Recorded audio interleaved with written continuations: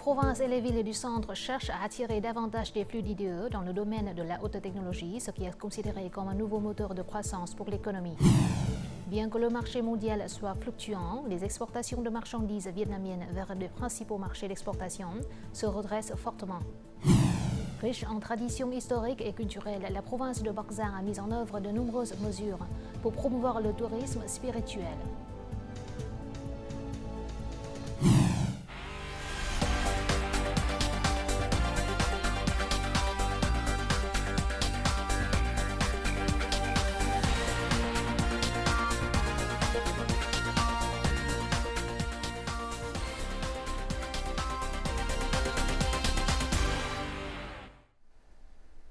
Mesdames, Messieurs, bonjour. Merci d'être avec nous dans cette nouvelle édition du journal francophone. Le président de la Commission centrale de propagande et d'éducation, Nguyen Trọng Nghĩa, a travaillé ce lundi après-midi à Hanoï avec les chefs des organes de représentation du Vietnam à l'étranger, nouvellement accrédités. Il leur a demandé d'appliquer la devise de la diplomatie du bambou du secrétaire général du PCV, Nguyễn Phú Trọng, tout en promouvant l'image du Vietnam à l'échelle mondiale. Les diplomates sont également chargés de protéger les intérêts nationaux sur la base de la Charte de l'ONU et du droit international et de veiller aux principes d'égalité, de coopération et d'intérêt mutuel. Le total des investissements directs étrangers en janvier de cette année a atteint plus de 2,36 milliards de dollars, soit une augmentation de plus de 40% par rapport à la même période en 2023. En particulier, les capitaux d'investissement nouvellement enregistrés ont fortement augmenté. Cela montre que les investisseurs étrangers ont un grand besoin d'accroître leur production au Vietnam. Les provinces et les villes du centre rassagissent cette opportunité en promouvant efficacement des mécanismes et des politiques dans le domaine de la haute technologie. Ce sera un nouveau moteur de croissance pour l'économie. Le groupe américain Marvell est présent au Vietnam depuis 10 ans. Il prête attention à l'environnement et aux opportunités de coopération et d'investissement dans les centres industriels de haute technologie des régions du centre. Le gouvernement et les centres d'innovation de l'État disposent d'un programme de développement et de politique pour soutenir l'industrie de la technologie des semi-conducteurs et de la conception de circuits à Hanoï et à Ho Chi Minh Ville. Mais Da Nang est aussi l'un des principaux centres pour développer ce domaine. L'intérêt des sociétés internationales est l'un des indicateurs montrant le potentiel et les avantages de l'attraction des investissements dans la région économique clé du pays. Et les IDE continuent d'être un important moteur de croissance. En 2024, nous élaborerons un plan de promotion des investissements étrangers. Nous organiserons un certain nombre de délégations de promotion des investissements en nous concentrant sur des marchés clés tels que les États-Unis, l'Europe, la République de Corée et Taïwan. Nous nous efforçons d'attirer les investissements dans tous les domaines, notamment dans la métallurgie, la chimie et les travaux annexes au service des projets industriels existants. Parallèlement au flux de capitaux IDE, la connexion et la mobilisation de toutes les ressources d'investissement et de tous les secteurs économiques pour accélérer la transformation structurelle de l'économie régionale, associée à des modèles de croissance innovants, sont une priorité pour les localités. Le ministère de l'Industrie et du Commerce a encouragé la consultation des ministères à soumettre au Premier ministre. Après l'approbation du centre énergétique pétrochimique de Sun Cat, ce sera la base pour que la province de Quang Ngai développe une industrie à haute efficacité. Depuis novembre 2023, le plan des provinces et des villes pour la période 2021-2030, avec une vision jusqu'en 2050, a été approuvé par le Premier ministre. Il s'agit de bases importantes pour stimuler de nouveaux moteurs de croissance en vue de mettre en œuvre la résolution numéro 26 du Politburo sur le développement socio-économique et d'assurer la défense et la sécurité nationale dans les régions du centre du pays. Toutes les portes frontalières du Nord ont repris leur heure normale de fonctionnement après 7 jours de vacances du Tết, selon le Conseil de la gestion de la zone économique des portes frontalières de Larson. 7 portes frontières de la province de Larson ont repris leur opération normale, après avoir fermé temporairement pour le nouvel an lunaire. À Quang Ninh, la porte frontière internationale de Mong Cái a également repris son horaire de dédouanement habituel après une semaine de vacances du Tết. Pendant ce temps, les postes frontières à Lào Cai sont restés opérationnels tout au long du Tết. Au cours du premier mois de 2024, le chiffre d'affaires à l'exportation de marchandises a été estimé à 34 milliards de dollars, soit une hausse de 42% par rapport à la même période en 2023. C'est aussi le mois où le chiffre d'affaires à l'export a été le plus élevé depuis septembre 2022. Bien que le marché mondial soit fluctuant, les exportations de marchandises vietnamiennes vers les principaux marchés d'exportation se redressent, notamment celles des produits transformés et des produits agricoles et forestiers.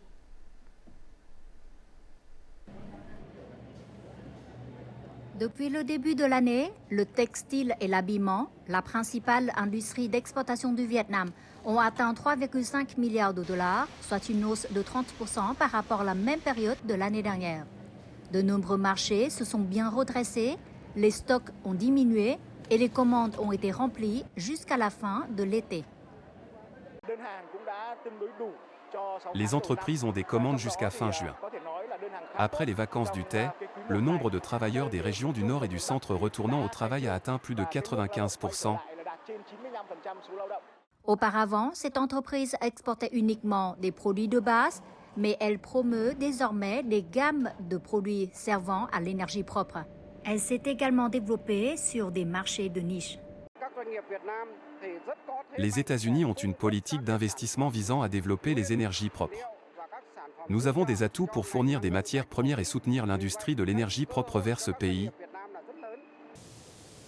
Les exportations de produits agricoles, forestiers et halieutiques ont augmenté de près de 97% au cours de la même période. De nombreux produits agricoles tels que le riz et les fruits ont signé d'importants contrats sur de nombreux marchés importants.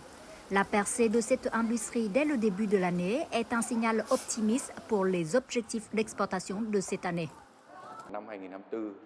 Nous nous sommes fixés pour objectif une croissance des exportations de 6% et un excédent commercial de 15 milliards de dollars en 2024. Dans le contexte actuel, cet objectif est réalisable. Les signes de reprise des exportations sont assez bons, mais face au développement complexe des conflits géopolitiques dans le monde, les entreprises doivent tirer parti des accords de libre-échange pour développer de nouveaux marchés et maintenir la dynamique de croissance. Lundi matin, la province d'An Giang a organisé une cérémonie pour annoncer l'exportation des 13 premières tonnes de mangue à graines plates vers le marché sud-coréen. Cela est le fruit d'une étroite collaboration entre les entreprises et la coopérative Củ Lao Giang Cap. Actuellement, les mangues à graines plates sont vendues en gros à la ferme au prix de 1,22 $ le kilogramme, soit 10 fois plus élevé que le prix intérieur. Depuis fin 2022, la coopérative a exporté plus de 300 tonnes de mangue vers les États-Unis, le Japon et l'Australie. Après une année réussie d'exportation de durian, avec des jardiniers bénéficiant d'une récolte abondante et de prix favorables, il existe un risque d'augmentation soudaine de la superficie cultivée en durian. Cela peut entraîner une baisse de qualité. Il est donc crucial de stabiliser les zones de culture afin de maintenir la qualité et de répondre aux normes d'exportation. Une solution pour y parvenir consiste à établir des liens entre les agriculteurs et les entreprises, créant ainsi une chaîne de production et d'approvisionnement durable. La zone de culture du durian dans la région montagneuse de Khánh Sơn, province de Khánh Hòa, est actuellement en pleine saison de floraison. L'abondance de fleurs sur chaque arbre de ce jardin est vraiment remarquable. Cela grâce à l'application du processus agricole VIRAP. Il s'agit notamment du premier jardin de durian de Khánh Sơn à recevoir un indicatif régional permettant l'exportation officielle du durian vers la Chine. Nous veillons au respect de la réglementation chinoise concernant les résidus de produits chimiques phytopharmaceutiques. Ne pas le faire peut entraîner la révocation de l'indicatif régional, c'est pourquoi nous appliquons strictement nos protocoles de contrôle de la qualité. L'année dernière, la région de production de durian de Khánh Sơn a produit plus de 15 000 tonnes, générant des revenus de plus de 40 millions de dollars. Les autorités locales ont déconseillé aux agriculteurs d'étendre la zone de culture au-delà des limites prévues, mais ont plutôt souligné l'importance d'obtenir et de conserver l'indicatif de la zone de culture. Obtenir ce code n'est pas facile pour la plupart des agriculteurs. Selon la réglementation, la superficie en durian de chaque foyer ne peut pas dépasser 10 hectares. En conséquence, ils ont formé un réseau pour répondre aux exigences d'exportation. De plus, ils ont appris divers processus agricoles pour garantir que le durian répond à la qualité d'exportation requise. Étant désormais en coopérative, nous appliquons tous le même processus agricole, ce qui nous permet d'assurer la traçabilité et la qualité uniforme des produits. Actuellement, il n'y a que 7 indicatifs régionaux accordés à la région du durian de Rensân. De plus, aucune entreprise ici ne dispose d'un code d'emballage. Par conséquent, le renforcement de liens entre les agriculteurs et les entreprises exportatrices de durian à travers le pays est considéré comme un moyen d'augmenter les exportations de durian. Les autorités locales ont mis à disposition des entreprises des codes d'emballage afin qu'elles puissent passer des commandes d'achat auprès de nos coopératives, créant ainsi un lien entre les agriculteurs et les entreprises. Le pays compte actuellement plus de 600 indicatifs régionaux de culture et plus de 160 codes d'emballage de durian qui ont été accordés pour l'exportation officielle vers le marché chinois. La Chine est également le principal marché pour les exportations vietnamiennes de durian. Pour maintenir cette dynamique de croissance, la priorité absolue est d'améliorer continuellement la qualité tout au long des étapes de culture, de conservation et de transformation afin de répondre aux normes du marché. Lundi matin, la bourse de Ho Chi Minh Ville a organisé une cérémonie de battement de gong pour marquer l'ouverture de la première séance de l'année lunaire du Dragon. La bourse a connu un début positif, connaissant 3 séances de négociations passionnantes. L'indice Vietnam a rapidement dépassé le seuil de 1200 points, avec une liquidité impressionnante, atteignant 815,4 millions de dollars sur tous les marchés. À la fin de la séance du matin, l'indice Vietnam avait augmenté de plus de 4 points pour atteindre 1214 points. Le ministère des Finances a demandé que le marché boursier fournisse cette année des informations et une communication plus transparente au public et aux investisseurs, aussi rapidement et précisément que possible. Notre journal continue avec les taux de change et l'indice de la bourse du Vietnam.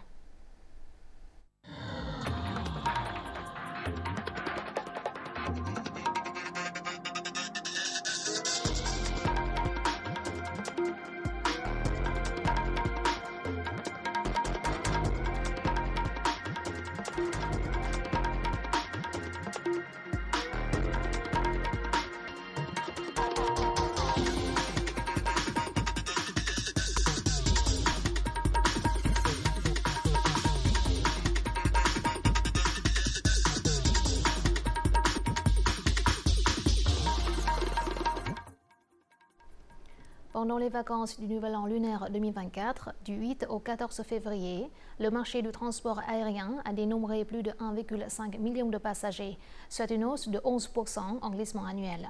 S'agissant du fret aérien, le volume transporté sur le même laps de temps est estimé à près de 8 560 tonnes. Les activités de transport de passagers et de marchandises se déroulent de manière fluide et continue, sans encombrement dans les aéroports.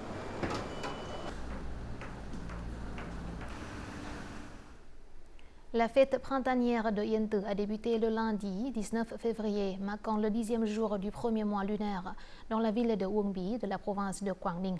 Il s'agit d'une des célébrations les plus significatives au Vietnam. Diverses activités culturelles et sportives sont au programme de cet événement, telles qu'une soirée des lanternes, une cérémonie de prière pour la paix, des jeux folkloriques, des spectacles de chant et de danse, ainsi qu'une exposition de photos mettant en valeur la beauté de Yen Tử.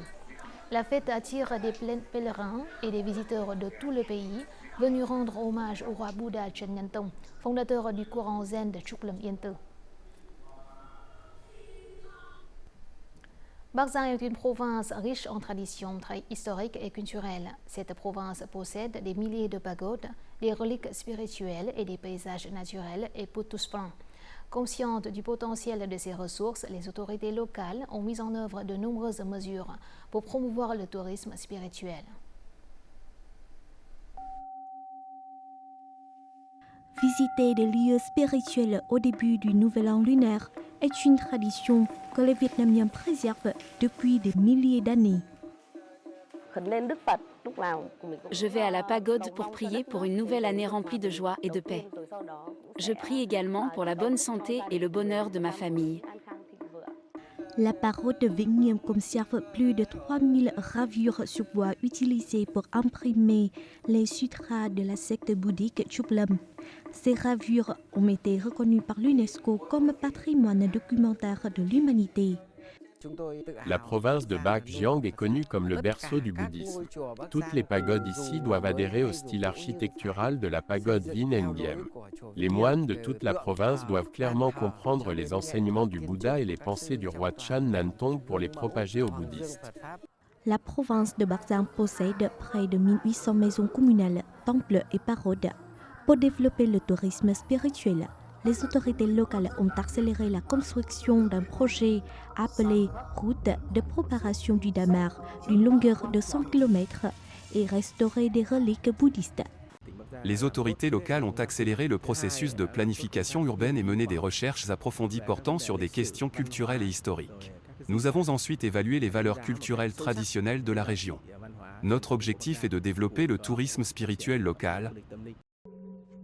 En 2024, les autorités de Bac Giang prévoient d'organiser une série d'activités culturelles, dont la Semaine de la culture et du tourisme.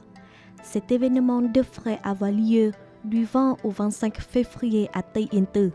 La province s'est fixée comme objectif d'attirer plus de 3 millions de touristes cette année. La littérature a toujours été un outil puissant pour promouvoir et connecter la culture vietnamienne avec le monde. Cependant, en raison de la barrière linguistique, très peu d'ouvrages écrits sur le Vietnam sont publiés dans le monde.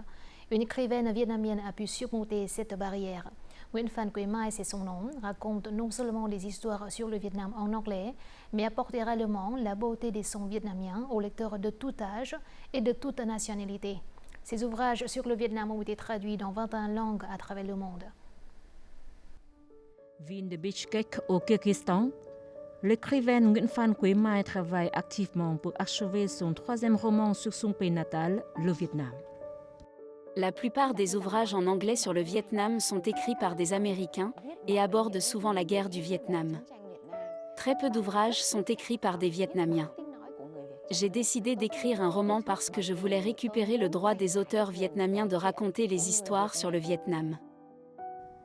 Ces dernières années, Nguyễn Phan Quế Mai a été l'un des écrivains vietnamiens les plus titrés dans le monde. Ces 2 romans ont été chaleureusement accueillis.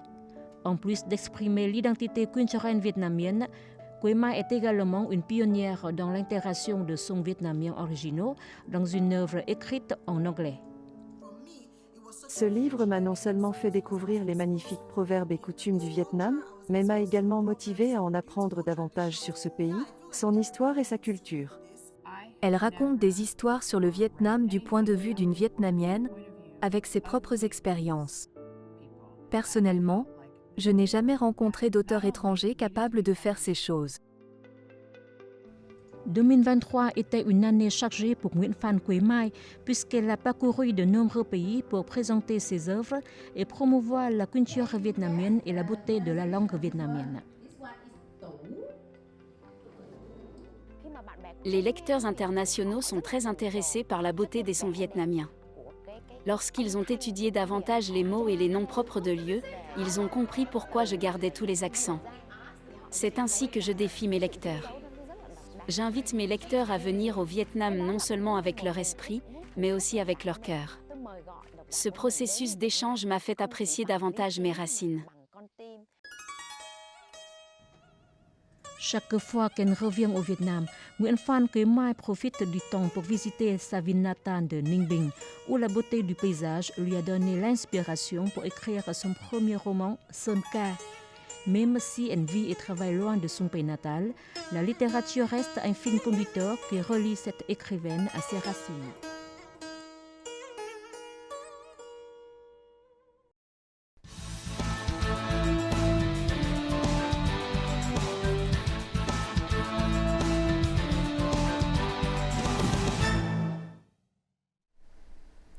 Le Nouvel An lunaire n'est pas seulement une fête importante pour les Vietnamiens, c'est aussi l'occasion pour les étrangers de mieux ressentir la culture, la vie et les valeurs traditionnelles du Vietnam.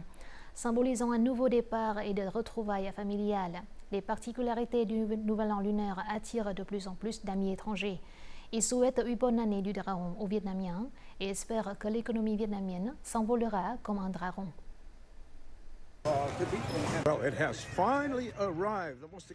C'est la 12e année qu'Oscar Wilde célèbre le Tết au Vietnam.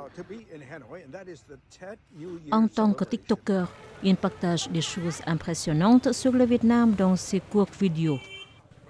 Et le Tết est une occasion idéale pour Oscar de mieux comprendre la culture et le peuple vietnamien. Ce que j'aime le plus au Vietnam, ce sont les sourires des gens, surtout les sourires des enfants. Et quand ce sourire se mélange aux couleurs vibrantes du thé, il devient quelque chose de vraiment spécial et inspirant. J'aime aussi beaucoup la croyance des Vietnamiens et leur gratitude envers les ancêtres, la signification du thé comme une fête des retrouvailles familiales. Pour les étrangers qui vivent au Vietnam depuis de nombreuses années, chacun a sa manière de ressentir le Tết. Vivant et travaillant au Vietnam depuis 10 ans, Amiat Horowitz, journaliste américain, a vécu à plusieurs reprises l'atmosphère du Tết traditionnel vietnamien. Cette année, avec le désir d'en savoir plus sur la culture des 12 animaux du zodiaque, il a rencontré une designer dont les œuvres s'inspirent du dragon. Je considère le dragon comme un symbole culturel important du peuple vietnamien. J'aime beaucoup l'idée de mettre en pratique l'histoire et la tradition dans la vie de tous les jours. Quant à l'ancien ambassadeur de France au Vietnam, Jean-Noël Poirier, qui a célébré 12 fêtes du Tết à Hanoï, son activité préférée est de se promener dans la vieille ville et de discuter avec les gens. Le Tết a surtout une influence sur la mentalité des gens. Ça donne, il y a un esprit enthousiaste dans ces journées qui précèdent le Tết et durant les premières journées du Tết, là, il faut se promener en ville. Durant le Tết, je ne pars pas, je reste à Hanoï. De plus en plus d'étrangers comme Amiat et Poirier ressentent le sens du Tết. Pour eux, même si la manière de célébrer le Tết peut changer avec le temps, la tradition du Tết est toujours une culture chérie et préservée, devenant même une attraction pour les touristes. Quand je suis arrivé pour commencer à être ambassadeur, le Tết, les gens s'arrêtaient. Aujourd'hui, c'est plus raccourci. Il y a beaucoup de touristes étrangers qui viennent au Vietnam, donc ils ont besoin d'être servis. Et puis la vie économique est beaucoup plus forte. De nombreuses personnes retournent encore dans leur ville natale pour préserver les valeurs culturelles traditionnelles, mais voyagent ensuite pour s'amuser. Je trouve ça très sympa. La culture vietnamienne du Tết attire non seulement les Occidentaux, mais aussi les pays asiatiques. Près de 500 000 Vietnamiens vivent actuellement au Japon. La communauté vietnamienne croissante a contribué de manière significative aux échanges et à une meilleure compréhension entre les deux peuples. Le Nouvel An lunaire est l'occasion pour les Japonais d'en apprendre davantage sur la culture vietnamienne. De nombreux Japonais ont participé au festival du pays natal organisé à Fukuoka au Japon. Faire des banh chung est même plus difficile que faire du mochi traditionnel, car il faut l'emballer soigneusement pour que le riz ne tombe pas. Je viens de la préfecture de Fukushima, à plus de 1000 km, j'ai donc dû me lever à 5 h du matin pour prendre l'avion pour ne pas rater ce festival. C'est la première fois que je porte un Aodai. La fabrication du banh chung et d'autres coutumes du Tết vietnamien sont aussi le thème du programme spécial de fin d'année de la télévision NHK. Le professeur Shizumu Masaku de l'université d'Osaka est un invité de ce programme. J'ai présenté beaucoup de choses sur le thé vietnamien au public japonais. Surtout quand tout le monde prépare ensemble les plats du thé, se retrouve autour d'une assiette de banh chung et partage les joies et les peines de l'année écoulée. Quant à Mitani Masayuki, depuis qu'il s'est marié à une Vietnamienne, il a toujours célébré le Tết au Vietnam. Il est très heureux car au Vietnam, comme au Japon, aller au temple prier pour la paix le premier jour de l'année est une activité indispensable. Même si je suis un peu triste de ne pas pouvoir rencontrer ma famille au Japon, la famille de ma femme est très nombreuse, avec jusqu'à 17 frères et sœurs, donc pour moi, le thé au Vietnam est très chaleureux et bien rempli.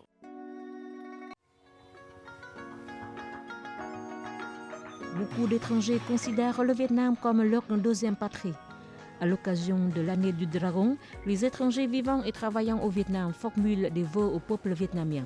Ils ont aussi des souhaits et des aspirations pour le développement du Vietnam. À l'occasion du Nouvel An, je voudrais souhaiter aux Vietnamiens une bonne année du dragon. Et espérons qu'au cours de la nouvelle année, l'économie vietnamienne s'envolera comme un dragon.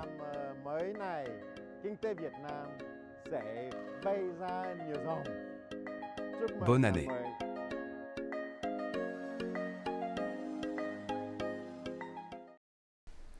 Voici tout de suite les prévisions météo dans les principales villes du Vietnam.